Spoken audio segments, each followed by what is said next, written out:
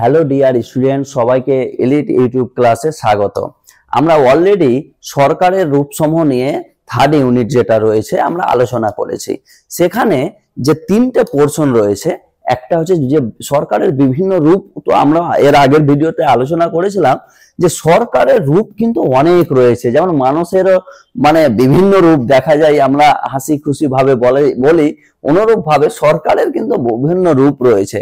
তার মধ্যে এর আগের ভিডিওতে তোমরা অলরেডি দেখেছো যে গণতন্ত্র নিয়ে আমরা আলোচনা করেছি, যে গণতান্ত্রিক সরকার কিভাবে পরিচালনা করছে, গণতন্ত্র সরকারের বৈশিষ্ট্য কি, গণতন্ত্র সরকারের দোষ গুণ কি, গণতন্ত্র সরকার যে সাফল্য অর্জন করেছে তার শর্ত সাপেক্ষগুলো কি আমরা আলোচনা করেছি। অর্থাৎ সরকারের বিভিন্ন রূপ সমূহের মধ্যে আমাদের যে সিলেবাস ক্লাস 11 এর সিলেবাসে তিনটে সরকার সম্বন্ধে আলোচনা করা হয়েছে।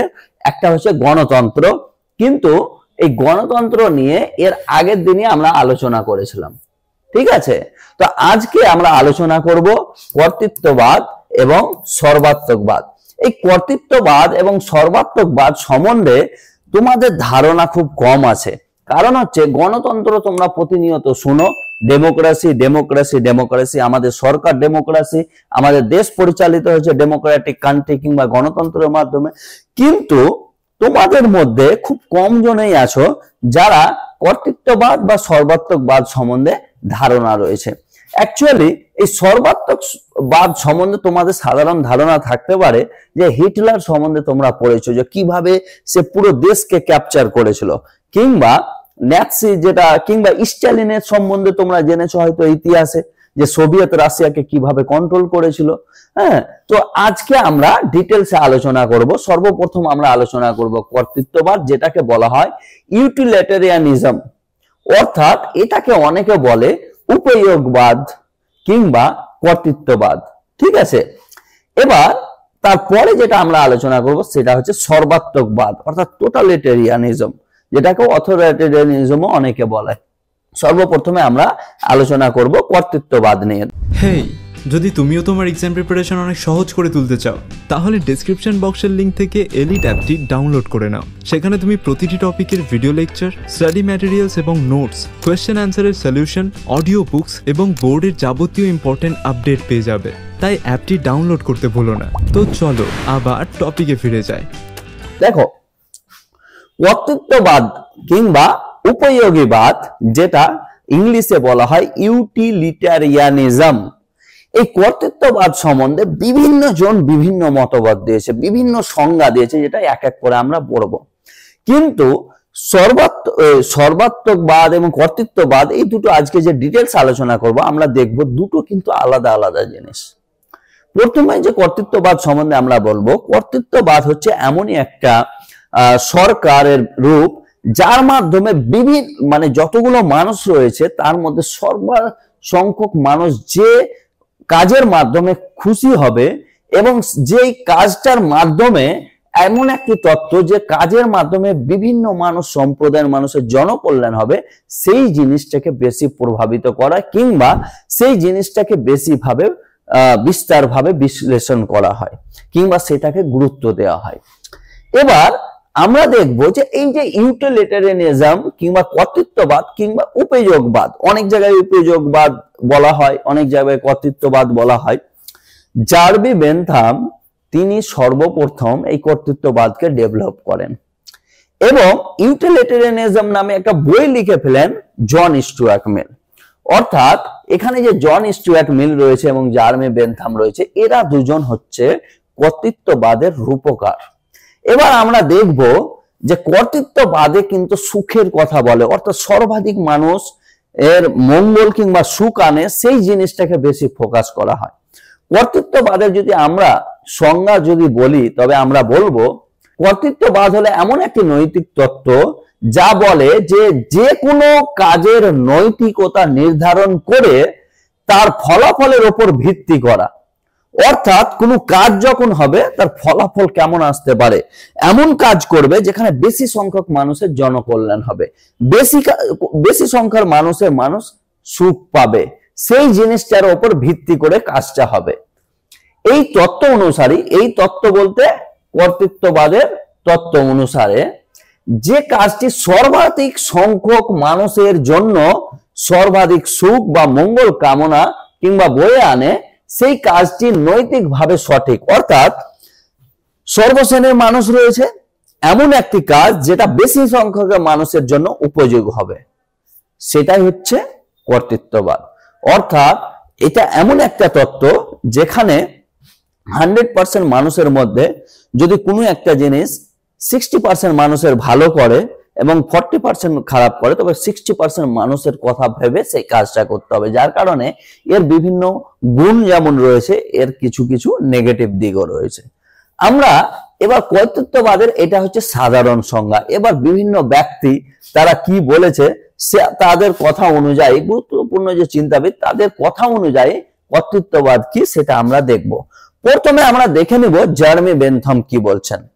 জার্মি বেন্থাম বলছেন কর্তৃত্ববাদ হলো একটি রাজনৈতিক তত্ত্ব যা বলে সঠিক কাজ সেটি বা সর্বাধিক সংখ্যক মানুষের জন্য সর্বাধিক সুখ বয়ে আনে।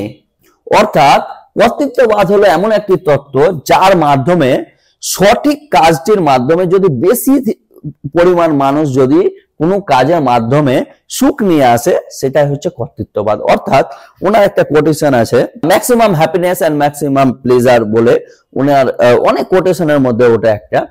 ওনার কথা অনুযায়ী এমন একটা কাজ যার মাধ্যমে মানুষের ম্যাক্সিমাম সুখ নিয়ে আসবে, সেটাই হচ্ছে কর্তৃত্ববাদ। আমরা যদি স্টুয়ার্ট মিলের কথা বলি, স্টুয়ার্ট মিল কিন্তু সেটাকে আরো প্রসারিত করছেন। উনি বলছেন কর্তৃত্ববাদ এমন একটি নীতি যা মানুষের কর্মকে মূল্যায়ন করে, অর্থাৎ ইভ্যালুয়েট করে তাদের ফলাফলের ভিত্তিতে, অর্থাৎ সেই কাজটা কতটা উপযোগী হলো, এবং যেখানে সবচেয়ে বড় লক্ষ্য হলো বৃহত্তর সংখ্যার যে মানুষ রয়েছে তাদের সর্বাধিক সুখ নিশ্চিত করা।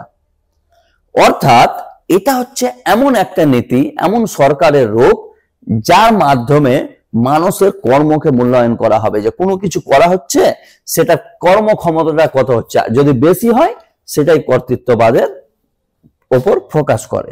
নেক্সট যেটা আমরা ডেফিনেশন দেখব সেটা হচ্ছে হেনরি সিজউইক। এটা আবার অনেকে উচ্চারণ করে হেনরি সিজউইক নামে, দুটোই ঠিক, ঠিক আছে।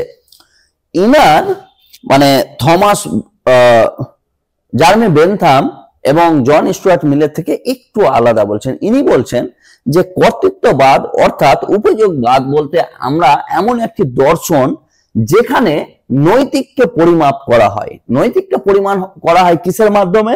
ফলাফলের মাধ্যমে, অর্থাৎ ফলাফলের দ্বারা, এবং লক্ষ্য থাকে বৃহত্তর সংখ্যক মানুষের, অর্থাৎ বৃহত্তর সংখ্যক মঙ্গলের জন্য সর্বোচ্চ সুখ অর্জন করা। অর্থাৎ এমন একটা কাজ করবে সরকার যার মাধ্যমে বেশিরভাগ মানুষকে উপযোগী করে তোলা। ঠিক অনুযায়ী মুর বলছেন, অর্থাৎ জর্জ এডওয়ার্ড মুর, যে কর্তৃত্ববাদ নৈতিকভাবে একটি তত্ত্ব যা আমাদের বলে, কি বলে, আমরা সেই কাজগুলোকে ন্যায়সম্মতভাবে বলে মনে করি যা বৃহত্তর সংখ্যক মানুষের সর্বোচ্চ পরিমাপে মঙ্গল বয়ে আনে। অর্থাৎ এর পরে যদি আমরা দেখতে যাই, পিটার সেঙ্গার সেম জিনিসটাই বলছেন যে কর্তৃত্ববাদ একটি নৈতিক দৃষ্টিভঙ্গি যা বলে যে আমাদের মঙ্গল অর্থাৎ কর্মকাণ্ডের নৈতিকতা নির্ধারণ করা হয় কিসের অনুযায়ী? ফলাফলের অনুযায়ী, এবং সবচেয়ে ন্যায়সঙ্গত কাজ হলো যা সর্বাধিক সুখ বা মঙ্গল নিশ্চিত করে। এটার মাধ্যমে আমরা বুঝতে পারছি যে কর্তৃত্ববাদ বলতে আমরা এমন একটি তত্ত্বকে বুঝি যেখানে বেশিরভাগ মানুষকে সুখ এনে দেয়, বেশিরভাগ মানুষকে মঙ্গলের কথা বলে, সেটাই হচ্ছে উপযোগীবাদ বা কর্তৃত্ববাদ। অর্থাৎ সরকারের মেন টার্গেট থাকবে এমন নীতি অনুসরণ কিংবা এমন নীতি উপয়োগ করা যার মাধ্যমে সর্বসংখ্যক অর্থাৎ সর্বাধিক মানুষের মঙ্গল, সর্বাধিক মানুষের খুশি বয়ে নিয়ে আসবে। এবার আমরা আলোচনা করব যে কর্তৃত্ববাদের বৈশিষ্ট্যগুলো। দেখো, কর্তৃত্ববাদের এতক্ষণ কিন্তু আমরা বুঝে গেছি কি কি বৈশিষ্ট্য হতে পারে। সর্বপ্রথম বৃহত্তর সংখ্যক মানুষের মঙ্গল সাধন, দ্বিতীয়ত জনকল্যাণমূলক কাজ, তৃতীয়ত এটা খুব তাড়াতাড়ি উপযোগবাদ করা যেতে পারে, কর্মক্ষমতার দিকে আসতে পারে। এটাই এক এক করে আমরা আলোচনা করব। দেখো, প্রথমে হচ্ছে নিয়ন্ত্রণ আরোপ। নিয়ন্ত্রণ আরোপ বলতে যে জিনিসটা রয়েছে বৈশিষ্ট্য, যে কর্তৃত্ববাদ হচ্ছে নিয়ন্ত্রণ করার ক্ষমতা, অর্থাৎ সাধারণ মানুষকে সরকার কি করবে, কাজের মাধ্যমে নিয়ন্ত্রণ করবে। কিভাবে, প্রশ্ন জাগতে পারে। নিয়ন্ত্রণটা করবে যে সরকার বেশি সংখ্যক মানুষের কর্মক্ষমতা বৃদ্ধির জন্য কিংবা জনকল্যাণ করার জন্য সরকার সমস্ত জিনিসকে, পাওয়ারটাকে নিজের হাতে তুলে নেবে। ব্যক্তি যে স্বাধীনতা, ব্যক্তির সর্বকল্যাণ কিন্তু বিকাশের ক্ষেত্রে ধ্যান না দিয়ে সর্বশ্রেণীর মানুষের কথা ভেবে সরকার কাজ করবে, অর্থাৎ নিয়ন্ত্রণের আরোপ থাকছে। দ্বিতীয় বৈশিষ্ট্য যদি আমরা দেখি, এটা হচ্ছে অবাধ অধিকার। কার অধিকার? সরকারের। একটা অবাধ অধিকার থাকছে, যার মাধ্যমে ইউটিলাইজ আরো বেশি করে বাড়িয়ে দিতে পারে।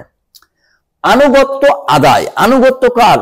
অর্থাৎ বেশি সংখ্যক মানুষের আনুগত্যের কথা বলা হচ্ছে, যে সর্বাধিক মানুষকে কাছে আনার জন্য, সর্বাধিক মানুষের কল্যাণ সাধনের জন্য তাদেরকে আদায় করার কথা বলেছে। এর পাশাপাশি একটু আগে আমরা আলোচনা করলাম, যেহেতু সরকারের মেন উদ্দেশ্য হচ্ছে কর্তৃত্ববাদের বেশি সংখ্যক মানুষের জনকল্যাণ করা, অর্থাৎ 100টা মানুষ যদি থাকে, এর মিডিলে সরকারের টার্গেট থাকবে মোর দ্যান 80% মানুষ সুখী যদি হয় তবে কিন্তু বাস, যার মাধ্যমে গণমাধ্যম যেগুলো থাকবে, যাবতীয় জিনিস সবগুলোই কে কন্ট্রোল করবে? গভর্নমেন্ট, অর্থাৎ সরকার। বুঝলে, সরকার পুরো জিনিসটাকে নিয়ন্ত্রণের নিজের কাছে রাখবে। এর পাশাপাশি মতাদর্শ, যেহেতু কর্তৃত্ববাদের মতাদর্শকে গুরুত্ব কিন্তু কম দেওয়া হয়। কেন? কর্তৃত্ববাদের কথা হচ্ছে, যেহেতু আমাদের মেন টার্গেট থাকবে বেশি সংখ্যক মানুষকে কল্যাণ সাধনের জন্য, সুতরাং ছোট ছোট সংখ্যা, অর্থাৎ দেখা গেল 100 জন রয়েছে, ঠিক আছে, 30 জন বললো যে আমরা একটা জিনিস চাই, 20 জন বললো যে আমরা এটা চাই না, 10 জন চাই যে আমরা আরো কিছু চাই, 5 জন আরো কিছু চাই, অর্থাৎ এখানে 30 জন মানুষ যেটা বেশি জিনিস চাই সেই মতাদর্শে বেশি হস্তক্ষেপ করা হবে। বিচার ব্যবস্থা, বিচার ব্যবস্থা কি হবে? বিচার ব্যবস্থা ঠিক তেমনটাই ভাবে হবে, যে ম্যাক্সিমাম মানুষ যাতে জনকল্যাণ ঘটে, ম্যাক্সিমাম মানুষ কোন দিকে বেনিফিটেড হবে, ম্যাক্সিমাম মানুষের কথা ভেবে, বহু সংখ্যক মানুষের কথা ভেবে বিচার ব্যবস্থাও সেক্ষেত্রে রায়দান করতে পারে। সামরিক শাসনের ক্ষেত্রে কার কাছে হস্তক্ষেপ থাকবে? সরকারের কাছে। সরকার চাইলে এই সামরিক প্রশাসনের যে কাজ সেটা সব সময় ব্যক্ত করতে পারবে। আর একটা জিনিস, এটাকে একটা গণতন্ত্র বিরোধী একটা বৈশিষ্ট্য হিসেবে তুলে ধরা হয়। তার কারণ কি?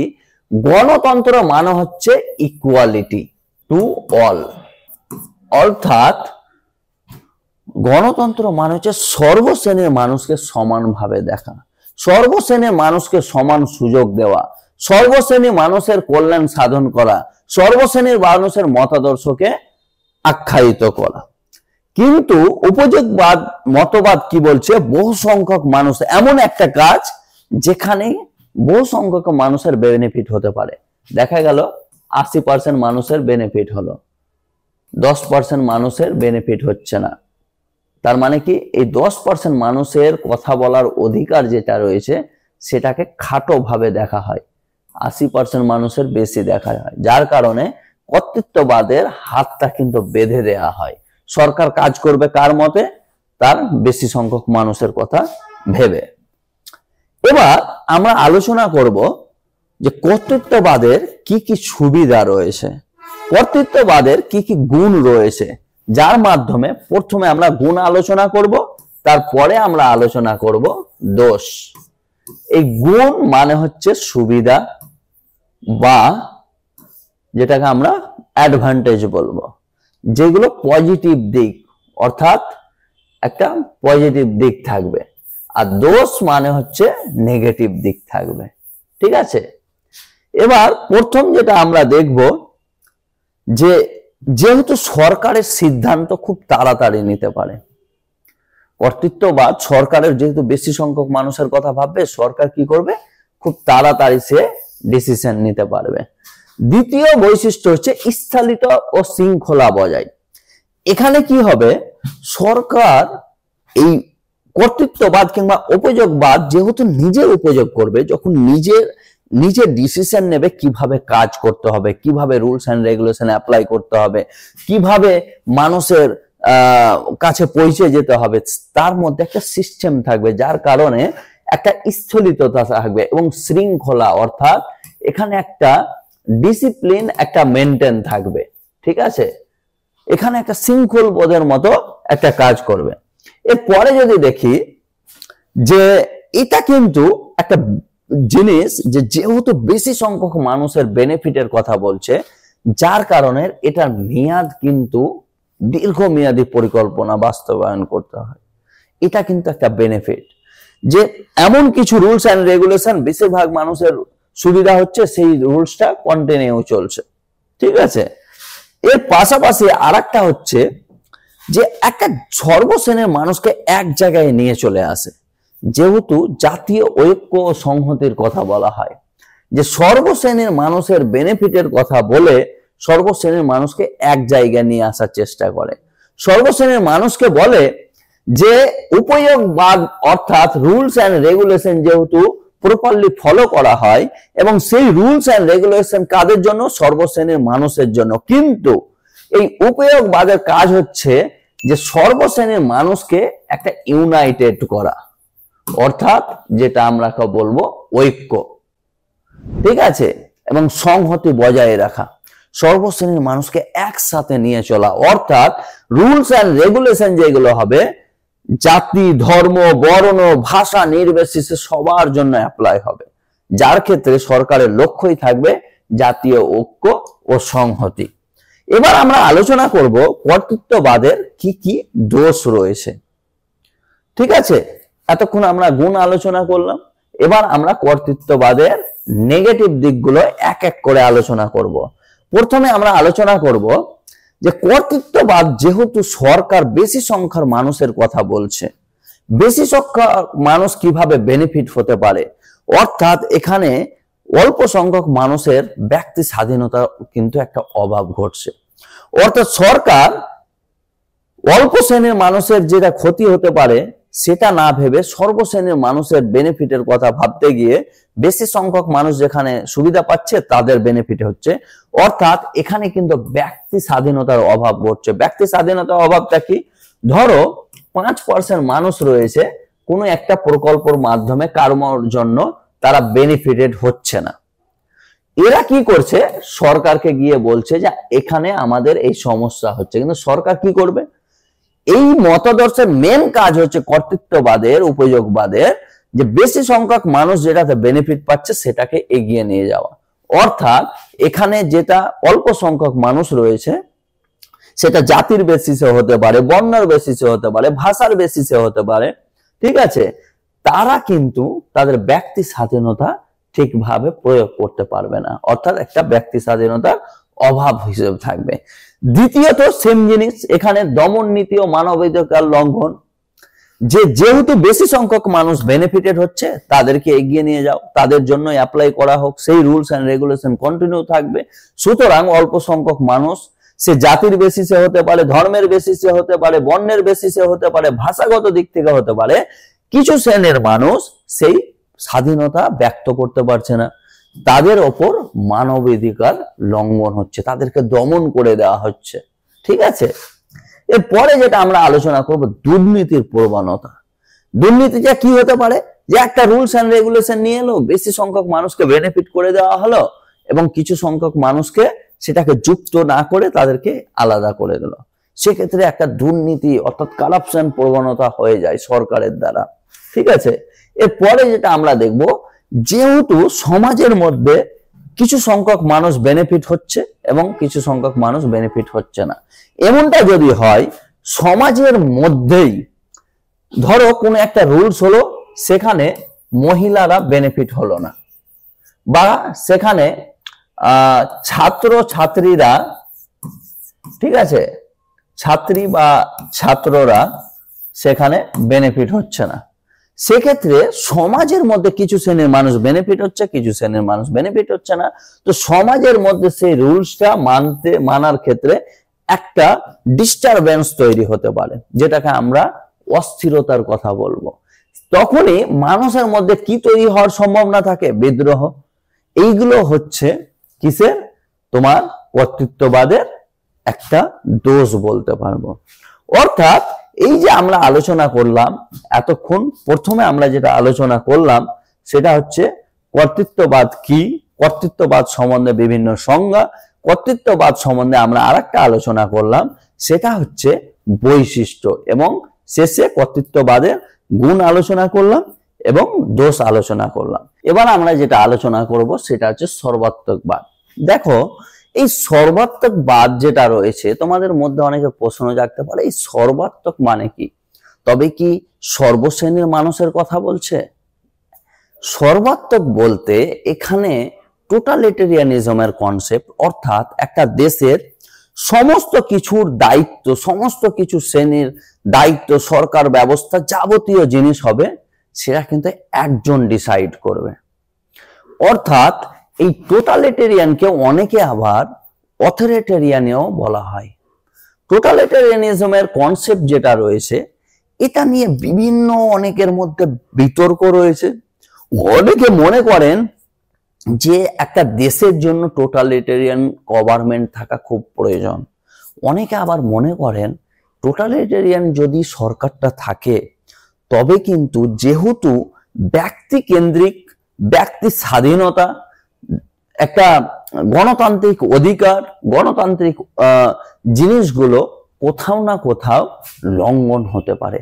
আজকের দিনে যদি এই টোটালিটেরিয়ানিজমের কথা বলো তবে তোমরা বুঝতে পারবে যে কিম জং উনের কথা শুনেছো, সেটা হচ্ছে নর্থ কোরিয়া, ঠিক আছে, যেটাকে আমরা বাংলাতে কি বলবো? উত্তর কোরিয়া। এই উত্তর কোরিয়া যদি আমরা আলোচনা করি তবে আমরা দেখব, তোমরা সাধারণত দেখেছো যে সেখানকার যাবতীয় সিদ্ধান্ত সেখানকার হেড নেয়। অর্থাৎ সাধারণ মানুষে তোমরা হয়তো শুনবে যে ইন্টারনেট ব্যবস্থা, ফেসবুক ব্যবস্থা, হোয়াটসঅ্যাপ ব্যবস্থা, এইগুলো কিন্তু উত্তর কোরিয়ার মানুষজন পায় না। তোমরা এই কর্তৃত্ববাদ যেমনটা আলোচনা করলাম, সর্বাত্মকবাদ নিয়ে আলোচনার পূর্বে আমি তোমাদের দুটো ইতিহাস বলবো। যে ইতিহাস দুটো বলবো তার মধ্যে একটা হচ্ছে জার্মানি, আর একটা বলবো সোভিয়েত রাশিয়া। এখানে দুটো নাম নিব। জার্মানির ক্ষেত্রে আমরা নাম নেব হিটলারের, সোভিয়েত রাশিয়ার ক্ষেত্রে আমরা নাম নেব স্ট্যালিন। এবার তোমাদের মধ্যে প্রশ্ন জাগতে পারে, স্যার এই স্ট্যালিনের নাম আমরা কখনো শুনিনি, হিটলারের নাম তো শুনেছি, হিটলার জার্মানিকে শাসন করেছে, দ্বিতীয় বিশ্বযুদ্ধ বিশ্বযুদ্ধের অন্যতম কারণ আমরা জার্মানি আক্রমণের ক্ষেত্রে আমরা যদি পোল্যান্ড আক্রমণের কথা যদি আমরা তুলে ধরি, সেক্ষেত্রে হিটলার একটা বিশেষ ভূমিকা নিয়েছিল। তো এই কর্তৃত্ববাদের ক্ষেত্রে আমরা জার্মি বেনথামের পড়লাম একটা থিওরিস্ট হিসেবে। আমরা সর্বাত্মকবাদ টোটালিটেরিয়ানিজম পড়ার ক্ষেত্রে হিটলার কিংবা স্ট্যালিনের নাম কেন এলো, এবার আমরা আলোচনা করব মূল পর্বে।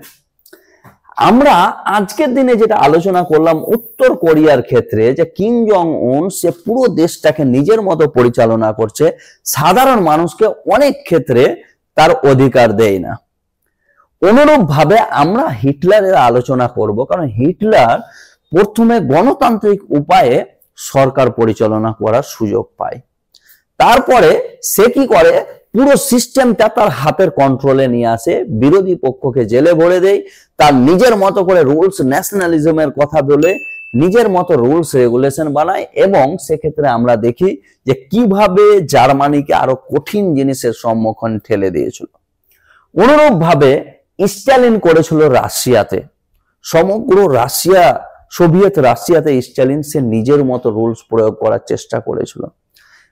এই সব ক্ষেত্রে কর্তৃত্ববাদ যেমনটা দেখলাম তার দোষ রয়েছে, তার গুণ রয়েছে, অনুরূপ ভাবে এই সর্বাত্মকবাদ এদেরও কিন্তু বেনিফিট রয়েছে, এবং এদেরও কিন্তু গুণ রয়েছে যেমনটা, আবার ডিমেরিটসও রয়েছে, অর্থাৎ দোষ রয়েছে। অর্থাৎ সর্বাত্মকবাদের ক্ষেত্রে আমরা দেখব যে এটা হচ্ছে এমন একটি তত্ত্ব যেখানে সর্বশ্রেণীর যাবতীয় কর্মকাজ সরকারি ব্যবস্থা এককেন্দ্রিক হয়ে যায়, পুরোটাই সেন্ট্রালাইজ হয়ে যায়, পুরো সিস্টেমটা এক জায়গা থেকে সবকিছু পরিচালিত হয়। তো আমরা সর্বাত্মকবাদ অর্থাৎ টোটালিটারিয়ানিজম সম্বন্ধে আমরা বলবো, সর্বাত্মকবাদ হলো এমন একটি শাসন ব্যবস্থা যেখানে রাষ্ট্রের ক্ষমতা সম্পূর্ণভাবে কেন্দ্রভূত থাকে এবং নাগরিকদের জীবনের প্রতিটি ক্ষেত্রে, প্রতিটি রাজনৈতিক, অর্থনৈতিক, সামাজিক, সাংস্কৃতিক রাষ্ট্রের পুরো কি থাকবে, নিয়ন্ত্রণ থাকে।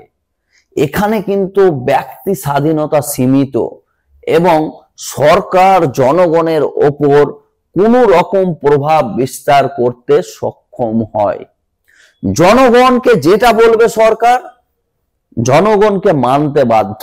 আচ্ছা, আজকের দিনে যদি এটা বলা হয় যে আমাদের পশ্চিমবঙ্গের সরকার মমতা ব্যানার্জি যেটা বললো সমগ্র জনগণ মেনে নেবে, প্রাইম মিনিস্টার নরেন্দ্র মোদী যেটা বললো সমগ্র জনগণ মেনে নেবে, এটা যদি বলো ঠিক, তবে তোমরা ভুল ভাবছো। মমতা ব্যানার্জি কিংবা নরেন্দ্র মোদী যদি অ্যাকর্ডিং টু ইন্ডিয়ান কনস্টিটিউশন অনুযায়ী সর্বশ্রেণীর মানুষকে মেনে নেওয়ার কথা বলে, তবে তোমরা মেনে নেবে। কিন্তু এই সরকারই যদি এমন কিছু কাজ করে যার মাধ্যমে অ্যাকর্ডিং টু ইন্ডিয়ান কনস্টিটিউশন না, তখন সাধারণ মানুষ কি করবে? তারা সরকারের এগেনস্টে নিজের ব্যক্তি স্বাধীনতা কি করবে? প্রয়োগ করবে। সরকারকে বলতে পারে যে আমরা এই জিনিসটা অ্যাকর্ডিং টু সংবিধান অনুযায়ী না। তখন সরকারের ওপর চাপ প্রেসার কি করতে পারে? যদি তারপরেও সরকার না মানে, নেক্সট ইলেকশন হবে, যারা মমতা ব্যানার্জি কিংবা নরেন্দ্র মোদীর সহমত হবে তারা তাদের ভোট দেবে, যারা সহমত হবে না তারা ভোট দেবে না। অর্থাৎ ব্যক্তি বলার যে অধিকারটা আমাদের দেশে রয়েছে, আর এই কথাটা মমতা ব্যানার্জিও বলেন, নরেন্দ্র মোদীও বলেন যে সমগ্র মানুষের বলার অধিকার রয়েছে। তো এই টোটালিটারিয়ানিজমে কিন্তু এই জিনিসটা নাই। এখানে কিন্তু মানে ডেমোক্রেসির নামে ডেমোক্রেসির অপব্যবহার করা হয়। ডেমোক্রেটিক উপায়ে সরকার গঠন করার পর টোটালিটারিয়ানিজম সিস্টেমে সাধারণ মানুষকে নিজের ক্ষমতা দেয় না। তো আমরা আলোচনা করব সর্বাত্মকবাদ সম্বন্ধে ডিটেলসে। প্রথমে সর্বাত্মকবাদ বুঝতে পারলে তো যে এটা হচ্ছে এমন একটি তত্ত্ব যেখানে সরকার সামাজিক, রাজনৈতিক, অর্থনৈতিক, সাংস্কৃতিক সমগ্র সিস্টেমটা নিজের হাতে কন্ট্রোল করে রাখবে। এটাই হচ্ছে সর্বাত্মক, যে কিংবা অথরিটারিয়ানিজম কিংবা টোটালিটারিয়ানিজম সরকার বলা হয়। আমরা আলোচনা করব সর্বাত্মকবাদ যে রয়েছে তার সংজ্ঞাগুলো। প্রথমে আলোচনা করব যে বিভিন্ন পলিটিক্যাল সায়েন্টিস্ট তারা কি কি বলেছেন, স্পেশালি আমরা গুরুত্বপূর্ণ চিন্তাবিদদের দৃষ্টিতে দেখব।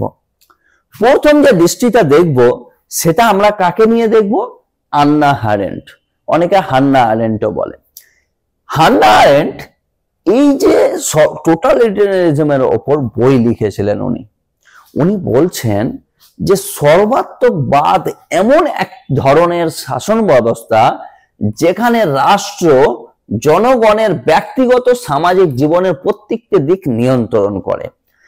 তার মতে এই শাসন ব্যবস্থা সন্ত্রাস ও আদর্শিক প্রোপাগান্ডার মাধ্যমে জনগণকে একভূত করে। অর্থাৎ এখানে দুটো জিনিস গড়ে উঠলো, এক হচ্ছে ব্যক্তিগত আর একটা হচ্ছে সামাজিক।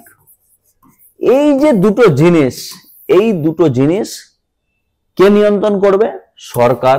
অর্থাৎ তোমার কি ধরনের চলার অধিকার, তোমার লাইফ স্টাইল কি হবে, তুমি কিভাবে ধর্ম প্রচার করবে, সামাজিক যাবতীয় জিনিস, তুমি কেমন পোশাক পরবে, যাবতীয় জিনিস কিন্তু সরকার নির্ধারণ করতে পারে। কিন্তু গণতন্ত্রে কিন্তু এটা করে না। আন্না আরেন্ট বলছেন যে এই শাসন ব্যবস্থা একটা সন্ত্রাস ও আদর্শিক প্রোপাগান্ডার মাধ্যমে জনগণকে ঐক্যভূত করতে পারে। এরপরে যদি আমরা দেখি জিওভান্নি জেন্টলে, উনি বলছেন যে ইনি কিন্তু ইতালির একজন দার্শনিক। কারণ এই যে জার্মানির কথা বললাম, সোভিয়েত রাশিয়ার কথা বললাম, ঠিক তেমনটাই এই টোটালিটেরিয়ান যে গভর্নমেন্ট শুরু করেছিল ইতালিতে মুসোলিনি।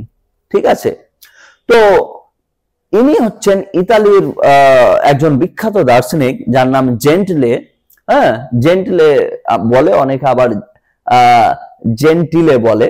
তো উনি বলছেন সর্বাত্মকবাদ হচ্ছে একটি আদর্শ যেটা রাষ্ট্রের ধারণা হিসেবে দেখছেন, যেখানে ব্যক্তি মানে রাষ্ট্র ব্যক্তির জীবনের প্রতিটা ক্ষেত্রে সর্বোচ্চ কর্তৃত্ব ধরে রাখে এবং জনগণের সকল কর্মকাণ্ড রাষ্ট্রের লক্ষ্য অর্জনের জন্য নিবেদিত থাকে। ইনি সাপোর্ট করছেন এটাকে, যে অর্থাৎ সর্বাত্মক শাসন ব্যবস্থার মেন কাজ থাকবে কিসের জন্য? সেটা হচ্ছে জনগণের সকল কর্মকাণ্ড রাষ্ট্রের লক্ষ্য অর্জনের জন্য নিবেদিত থাকবে। অর্থাৎ জনগণ রাষ্ট্রের যে শাসক তার কথা মতো পরিচালনা করবে তাদের জীবনযাত্রা। কার্ল পপার ইনি একজন বিখ্যাত একজন ক্রিটিসাইজার বলতে পারবেন, যিনি কাউকে ছাড়েনি। অ্যারিস্টটল, প্লাটো, ম্যাকিয়াভেলি, থমাস হোবস সবকে ক্রিটিসাইজ করেছেন। ইনি একজন বিখ্যাত সমালোচক। উনি বলছেন যে সর্বাত্মকবাদ একটি উন্মুক্ত সমাজের বিপরীতে কাজ করে। অর্থাৎ একটা সমাজের মধ্যে যে একটা উন্মুক্ত থাকে, প্রত্যেকে নিজে নিজের কাজ করবে, নিজের যে ব্যক্তি স্বাধীনতা, সেই জিনিসটাকে কিন্তু কার্ল পপার বলছেন তার এগেনস্টে কাজ করে কে? টোটালিটেরিয়ানিজম, যেটাকে সর্বাত্মকবাদ। কেন বলছেন উনি? কারণ সর্বাত্মকবাদ শাসন ব্যবস্থার ব্যক্তি স্বাধীনতা হ্রাস পায়, ব্যক্তি স্বাধীনতাটা কমে যায়, সমাজকে একটা নির্দিষ্ট আদর্শের অধীনস্থ করা হয়। অর্থাৎ যে রাষ্ট্রীয় হেড যেভাবে পরিচালিত করার কথা বলবে সেভাবে সমাজকে যাবে, যেখানে ভিন্ন মত প্রকাশের সুযোগ থাকে না। অর্থাৎ আজকের দিনে আমাদের সরকার যদি ভুল কাজ করে, সংবিধান অনুযায়ী না চলে, ভারতীয় সাধারণ মানুষ সরকারের এগেনস্টে বলার অধিকার রয়েছে, যদি সংবিধান অনুযায়ী কোনো আইন না বানানো হয়। কিন্তু টোটালিটেরিয়ানিজমে এই জিনিসটা নাই। সেখানে কার্ল পপার বলছেন যে নির্দিষ্ট আদর্শের অধীনস্থ করা হয় সাধারণ মানুষকে, যেখানে সাধারণ মানুষ ভিন্ন মত প্রকাশের কোনো সুযোগ পায় না। এরপরে আমরা চলে যাব সর্বাত্মকবাদের কিছু বৈশিষ্ট্য নিয়ে আমরা আলোচনা করব। প্রথম বৈশিষ্ট্য কি পেয়ে গেলাম আমরা? সংকটময় মুহূর্তে আবির্ভাব। একটা জিনিস মাথায় রাখবে, এই যে সর্বাত্মক, যেটা একটা সংকটময় মুহূর্তে কোনো একটা দেশে পরিচালনার ক্ষেত্রে বিশাল একটা সংকট চলেছে, ক্রাইসিস চলেছে। এই যে জার্মানি কিংবা রাশিয়া কিংবা ইতালিতে কেন তৈরি হয়েছিল? কারণ সেখানে একটা সংকট তৈরি হয়েছিল, যে সংকটের মাধ্যমে এই টোটালিটেরিয়ানিজমটা একটা আবির্ভাব ঘটে, যে না, আমাদের একজনের হাতে তুলে দিতে হবে সরকার। ঠিক আছে, তারপরে রাষ্ট্রকেন্দ্রিক মতবাদ। অর্থাৎ আমরা যেটা দেখলাম যে এই টোটালিটেরিয়ানিজমটা ব্যক্তি কেন্দ্রিক না, সাধারণ মানুষের কথা না ভেবে রাষ্ট্রের কিভাবে বেনিফিট হবে, রাষ্ট্রে কিভাবে এগিয়ে নিয়ে যাবে, সেই কথা মাথায় রাখে। অর্থাৎ এই যে সর্বাত্মকবাদ অর্থাৎ টোটালিটেরিয়ানিজম যেটা, হ্যাঁ, যেটা আমরা এটাতে লিখছি না, এর আগেটা রয়েছে, এটা পুরোপুরি এই মতবাদটা হচ্ছে রাষ্ট্র কিভাবে ডেভেলপ হবে ব্যক্তি স্বাধীনতার ঊর্ধ্বে গিয়ে। ঠিক আছে, এরপরে যেটা হচ্ছে নারী স্বাধীনতার সংকাশন। এই যে টোটালিটেরিয়ানিজমে নারীকে টোটালি ইগনোর করে দেওয়া হয়েছে। মুসোলিনি বলতেন একটা মহিলার কাজ কি? তার ছেলে তৈরি করা এবং বাড়ির কাজ করা, সেটা রান্না হোক কিংবা কিছু। অর্থাৎ এই যে মহিলাদেরকে ফুললি ইগনোর করে দেওয়া হয়েছে, মেয়েদের যে স্বাধীনতা সেটা কিন্তু টোটালিটেরিয়ানিজমে টোটালি কি করে দেওয়া হয়েছে? সংকোচন করে দেওয়া হয়েছে, সীমিত করে দেওয়া হয়েছে। ঠিক আছে, তারপরে যদি আমরা দেখি, এটা কিন্তু একটা উগ্র জাতীয়তাবাদের সমর্থন করে। এই যে ন্যাশনালিজম দুই ধরনের হয়। একটা হচ্ছে ন্যাশনালিজম, যেটা প্যাট্রিয়টিজমের সাথে লিঙ্ক থাকতে পারে, যে তার দেশের ভালোবাসার কথা বলতে পারে, দেশ প্রেম শিখাবে। আর একটা ন্যাশনালিজম হচ্ছে যে পার্টিকুলারলি জাতির নামে, দেশের নামে, মানে ডিক্লেয়ার করে দেওয়া যে আমি বেশি ন্যাশনালিজম, অন্য কেউ অ্যান্টি ন্যাশনালিজম। এই উগ্র জাতীয়তাবাদকে ফুললি সমর্থন করতেন না রবীন্দ্রনাথ ঠাকুর। উনি বলতেন এই যে উগ্র জাতীয়তাবাদ একটা দেশ জাতিকে ধ্বংস করে দিতে পারে, একটা দেশের মধ্যে অস্থিরতা তৈরি করতে পারে। তো এই উগ্র জাতীয়তাবাদ কিন্তু সমর্থন করে কে? টোটালিটারিজম। এই যে যে জিনিসটা বললাম, চাहे হিটলার হোক, হিটলার, মুসোলিনি, ঠিক আছে, তারপরে স্ট্যালিন, আবার আজকের দিনে যদি কিং জং উনের কথা বলি নর্থ কোরিয়াতে, এরা পুরোপুরি কিন্তু কিসে? উগ্র জাতীয়তাবাদের সমর্থন করে। এরা ব্যক্তি স্বাধীনতার থেকে দেশের নাম করে, নিজেদেরকে এগিয়ে যাওয়ার নাম করে একটা দেশের তো মানে জাতীয়তাবাদের বেশির কথা বলে। তারা জাতীয়তাবাদ এমন একটা যে আমি যেটা করছি জাতির জন্য করছি, হতে পারে সে ব্যক্তির জন্য করতে পারে। অনেক সরকার আছে আমাদের বিশ্বে যে নিজের জাতীয়তাবাদের নামে সে ভোট তোলার চেষ্টা করে, ঠিক আছে। এর পাশাপাশি আমরা যদি দেখি ছদ্ম গণতন্ত্র বলার কারণ হচ্ছে যে এখানে যে রাষ্ট্রপ্রধানরা প্রথমে গণতান্ত্রিক অনুযায়ী কিন্তু তারা কি হয়? নির্বাচিত হয়। যেই গণতান্ত্রিক ভাবে নির্বাচিত হলো, সে গণতন্ত্রের নামে বাকিদেরকে কি করে? নিজের কন্ট্রোলে নিয়ে আসে। তোমরা অবাক হলেও এটাও বাস্তব যে সাউথ কোরিয়া যেটা আমরা বলি সেটা তো একটা গণতান্ত্রিক ভাবে চলে। নর্থ কোরিয়া এটাও কিন্তু একটা গণতান্ত্রিক কান্ট্রি, জানো? যে নর্থ কোরিয়া যেখানে একজন কিং জং উন নিজের মতো সরকার চালায়, সেটাও কিন্তু অফিসিয়ালি গণতান্ত্রিক একটা কান্ট্রি। কিন্তু সেখানে এই ছদ্ম গণতন্ত্র কিভাবে চালায়? সেখানে সবাইকে ভোট দেওয়ার কথা বলে, ভোট দেওয়া ম্যান্ডেটারি, কিন্তু সেখানে ক্যান্ডিডেট কে থাকবে? কিং জং উন। তো এটা গণতন্ত্রের নামে কি হচ্ছে? কোথাও না কোথাও গণতন্ত্রের নামে একটা ছদ্ম গণতন্ত্র, অর্থাৎ নাম গণতন্ত্র কিন্তু বাস্তবায়ন অন্য কিছু। এবার আমরা আলোচনা করব সর্বাত্মকবাদের কি কি গুণ রয়েছে। দেখো, যে কোনো সরকারের বেনিফিট আবার তার নেগেটিভ ইম্প্যাক্টও থাকে, অর্থাৎ মেরিটসও থাকে, ডিমেরিটসও থাকে। এই যে গুণ, এটা আমরা ইংলিশে বলবো মেরিটস, ঠিক আছে। আর যেগুলো বলবো দোষ, সেটাকে আমরা বলবো ডিমেরিটস। অর্থাৎ এই যে সর্বাত্মকবাদ, এর কিছু গুণ রয়েছে। গুণ কি? যে কোনো সিদ্ধান্ত খুব তাড়াতাড়ি নেওয়া যেতে পারে, এটা একটা গুণ। এর আবার দোষ যদি দেখি, তবে আমরা প্রথম দোষ কি দেখব? ব্যক্তি স্বাধীনতা হ্রাস পায়। এখানে কিন্তু ব্যক্তি স্বাধীনতাকে কোনো রকম ভাবে এই টোটালিটারিয়ানিজমে কোনো রকম ভাবে ব্যক্তি স্বাধীনতাকে এগিয়ে নিয়ে যাওয়ার কথা বলা হয় না।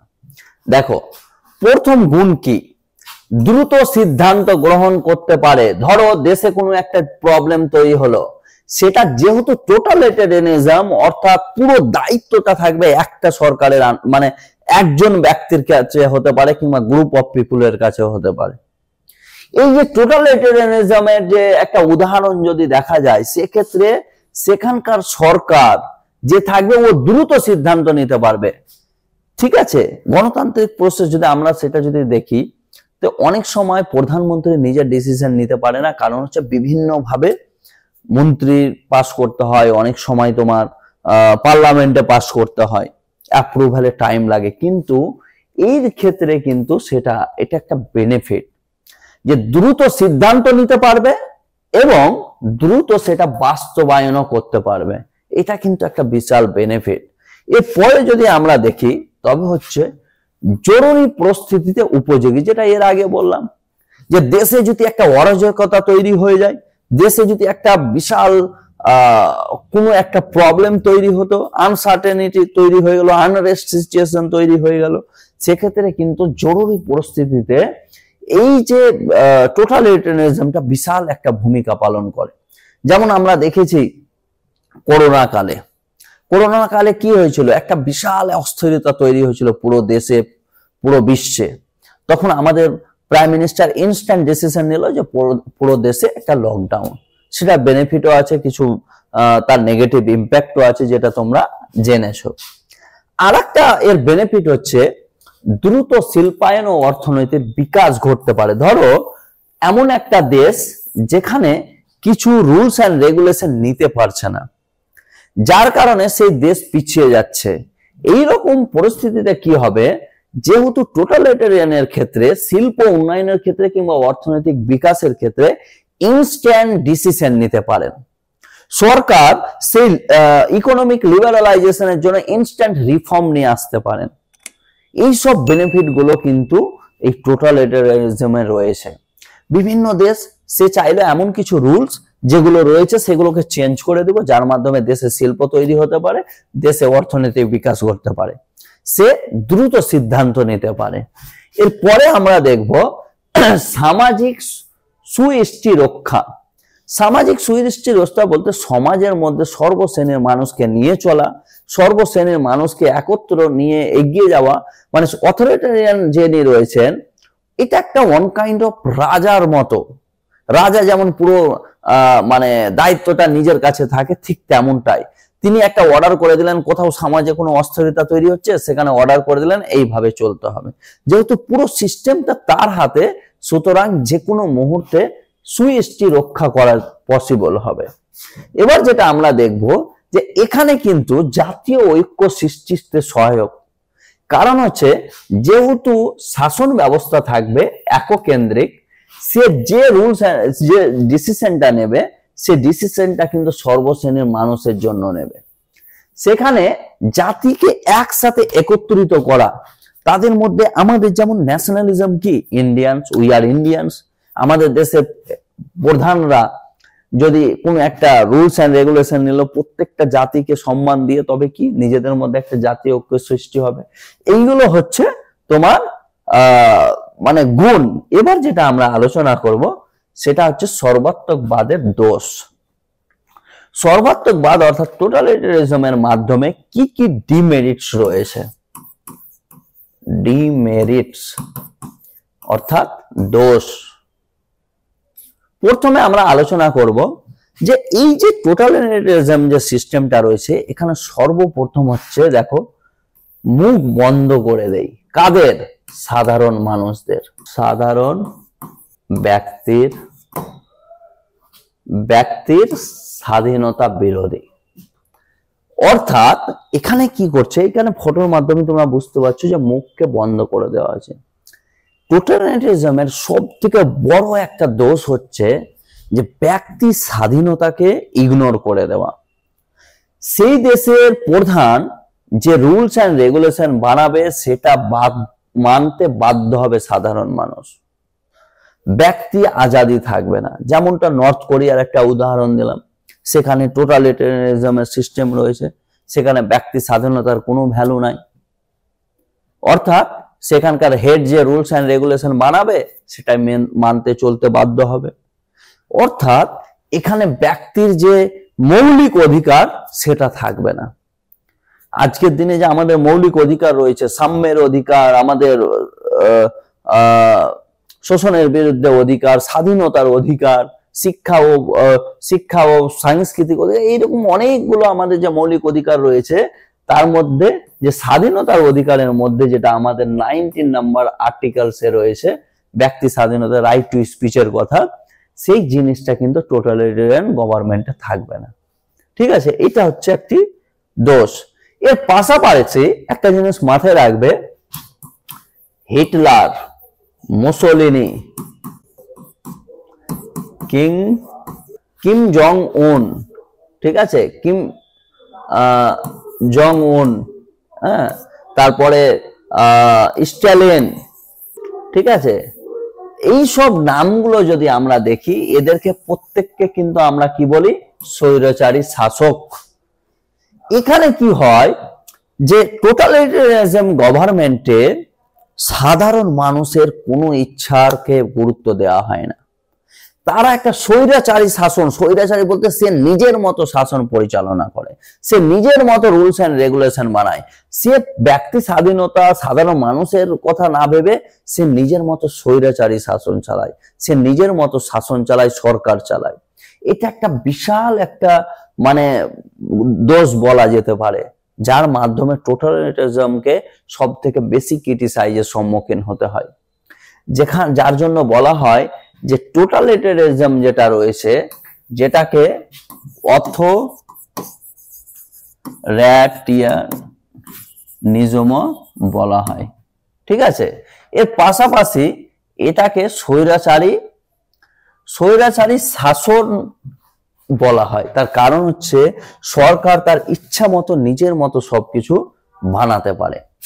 আরেকটা হচ্ছে রাজনৈতিক চিন্তার বিকাশের অন্তরায়, অর্থাৎ একটা দেশের রাজনৈতিক চিন্তার অনেক মানুষ হতে পারে, রাজনৈতিক চিন্তার বিভিন্ন মতবাদকে সে বিশ্বাস করতে পারে, ঠিক আছে, কিন্তু সেটাকে কি করে দেওয়া হয়, অন্তরায় করে দেওয়া হয়, অর্থাৎ সেটাকে একদম ইগনোর করে দেওয়া হয়, সেটাকে একদম অন্তরায় মানে একদম লুকিয়ে দেওয়ার মতো। অর্থাৎ রাজনৈতিক চিন্তার বিকাশের কথা ভাবতেই দেওয়া হবে না মানুষকে। যেভাবে রুলস এন্ড রেগুলেশন বানিয়েছে সরকার, যেভাবে রুলস এন্ড রেগুলেশন আমাদের এই টোটালিটারিজমের গভর্নমেন্ট যেভাবে বলেছে, সেভাবে সাধারণ মানুষকে মেনে চলতে হবে। লাস্ট যে দোষটা আমরা দেখব সেটা হচ্ছে কিসের, সর্বাত্মকবাদের, জনগণের ব্যক্তিগত পরিসরে রাষ্ট্রীয় হস্তক্ষেপ। অর্থাৎ সাধারণ মানুষের যে কোনো জিনিস ব্যক্তিগত ক্ষেত্রে হতে পারে, তার রুলস রেগুলেশন, ধরো কোনো ব্যক্তি দেখা গেল যে তার মৌলিক অধিকারের কথা বললো, তার শিক্ষার অধিকারের কথা বললো, সেক্ষেত্রে কিন্তু সেখানকার কি করতে পারে, সেখানকার যে গভর্নমেন্ট হস্তক্ষেপ করতে পারে। অর্থাৎ ব্যক্তি তার নিজের মতো পরিসর, রাষ্ট্রের নিয়ন্ত্রণে থাকতে হবে, রাষ্ট্র সর্বভাবেই তাকে নিয়ন্ত্রণ করবে। আজকে এই পর্যন্ত, ঠিক আছে। আজকে তোমাদের ধৈর্য সহকারে মানে ভিডিওটা শোনার জন্য সবাইকে ধন্যবাদ। আমাদের এলিট ক্লাসে তোমরা নিচে দেখো লিংক রয়েছে, সেখানে এলিট অ্যাপটি তোমরা ডাউনলোড করো, সেখানে এই ভিডিওর শেষে দেখবে লিংকের মাধ্যমে তোমরা কি পাবে, নোটস পেয়ে যাবে, ঠিক আছে। তো এলিট ক্লাসে সবাইকে ধন্যবাদ এত শান্তভাবে ভিডিওটা দেখার জন্য। এই ধরনের এডুকেশনাল ভিডিও আরও দেখতে চ্যানেলটিকে সাবস্ক্রাইব করে এলিট পরিবারের মেম্বার হয়ে যাও। Thank you so much and always remember, knowledge worth sharing.